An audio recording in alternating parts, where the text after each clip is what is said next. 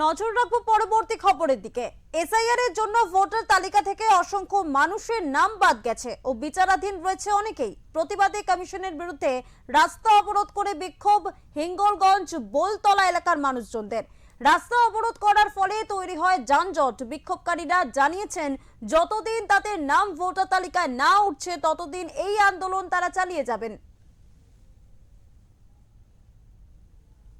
হিন্দু মুসলমানের ভোটার নির্বাচন দিতে চাইছি কেন? নির্বাচন কমিশন চাই পশ্চিমবঙ্গের হিন্দু মুসলমানের লক্ষ লক্ষ হিন্দু মুসলমানের নাগরিকত্ব কেড়ে নিতে চাইছে কেন? নির্বাচন কমিশন গ্রাম বলতলা।